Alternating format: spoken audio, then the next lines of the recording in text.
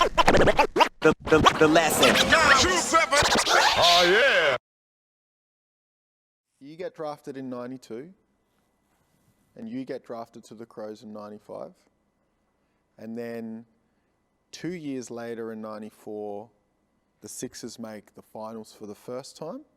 First time since, well, the last championship was 86, so that we won. And so it was a 8-year gap between then and having this opportunity again. Yeah, so 94 was the first time that you experienced. Yeah. Okay, and then that was against, in the grand final.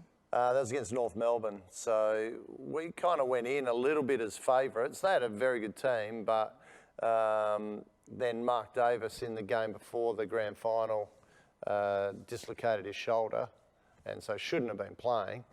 And he's got a fair bit of muscle up there to hold it together, so he ended up playing, but he was a shadow of his normal self out on the court. And the first game, that was the best of three, the first game we lost pretty much on the buzzer here.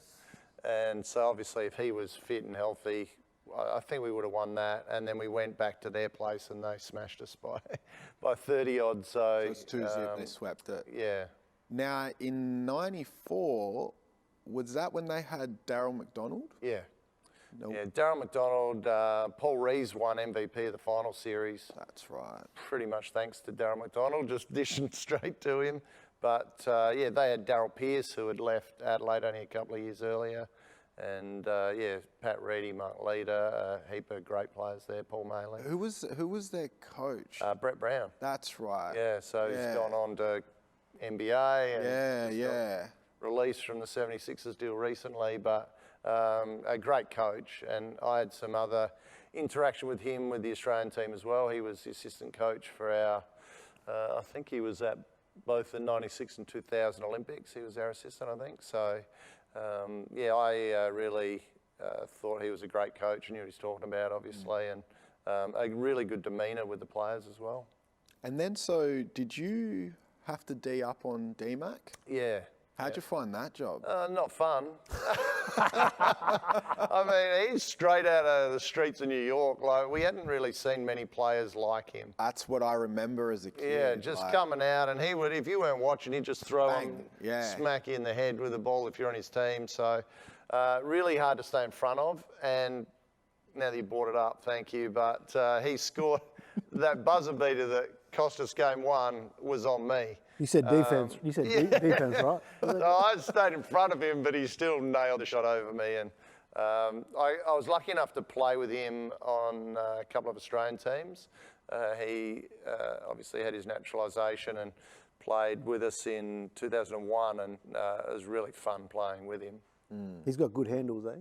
Oh, unbelievable. Unbelievable. Some of the best I've seen. He looks kind of loose with it, but he's in full control and really athletic.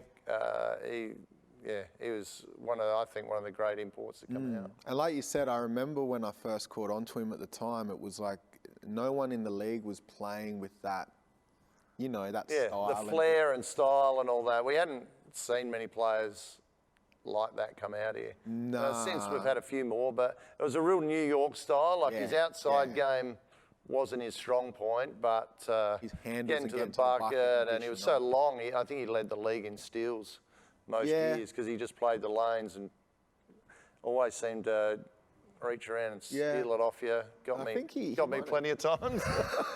He might have gone on to play in the Magic, I think. He went on, where did he go? He went, played for the Tigers as well. So, yeah, he had some really good years there in Melbourne. The lesson. Oh, yeah.